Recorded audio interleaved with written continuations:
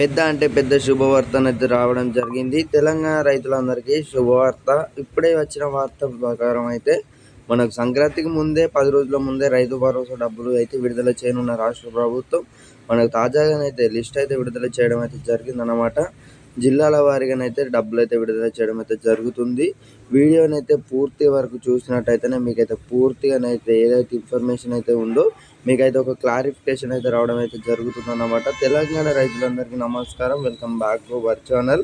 ఇక తారీఖు చూసుకోవచ్చు 8/12/2024.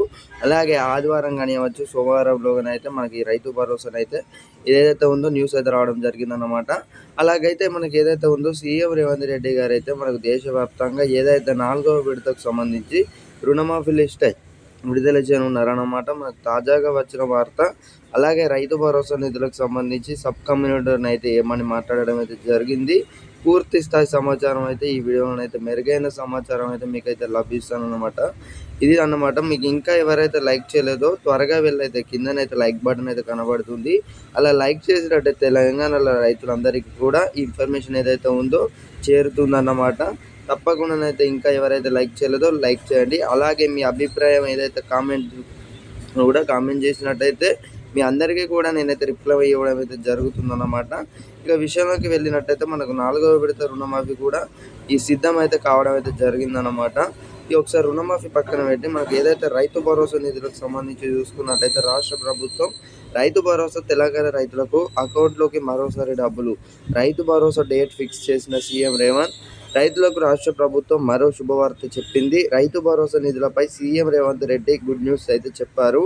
రైతుల ఖాతాలో త్వరలో రైతు భరోసా డబ్బులు జమ చేస్తామని సీఎం రేవంత్ రెడ్డి అయితే వెల్లడించారు అన్నమాట. ఈసారి అయితే మన ముఖ్యమంత్రి గారు అయితే స్వయంగానైతే రైతు భరోసా నిధులు అయితే ఇప్పటికే ఆలస్యం అయితే కావడం జరిగింది.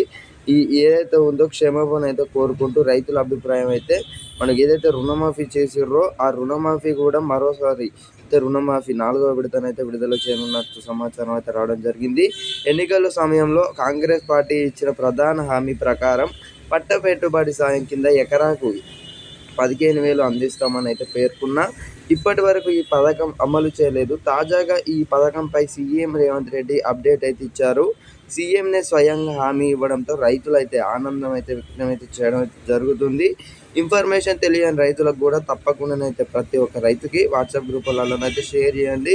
రైతు భరోసా పథకంలో అమలులో ఆలస్యం జరగడానికి ముఖ్యమైన కారణాల వివరాలు అని గత ప్రభుత్వంలో ఏదైతే వెల్లడించింది. ఈ పథకం అమలు మరింత సమర్థంగా ఉండేలా రైతులతో పాటు వివిధ వర్గాల ప్రజల అభిప్రాయాలు సేకరించేందుకు ఉపసంఘం అయితే ఏర్పాటు చేసినట్లు తాజాగా సీఎం రేవంత్ రెడ్డి తన నివాసంలో ఏర్పాటు చేసిన మీడియా సమావేశంలో అయితే వెల్లడించారు.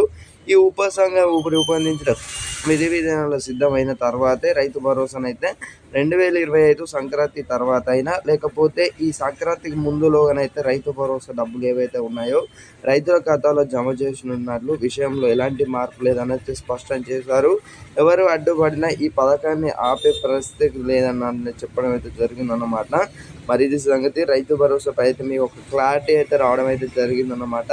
తమ ప్రభుత్వం రైతు భరోసా కొనసాగిస్తుందని ఇక్కడ ఇటీవల సీఎం రేవంత్ రెడ్డి చెప్పిన విషయం తెలిసిందే. ఎవరికి ఈ విషయంలో అనుమానాలు వద్దన్నారు. ఎవరైతే అడ్డుపడి రైతు భరోసా విడుదల చేస్తామని అన్నారు. అలాగే ఇది రైతు భరోసాపై మంత్రివర్గ ఉపసంఘం వేశామని అయితే గుర్తు చేశారన్నమాట.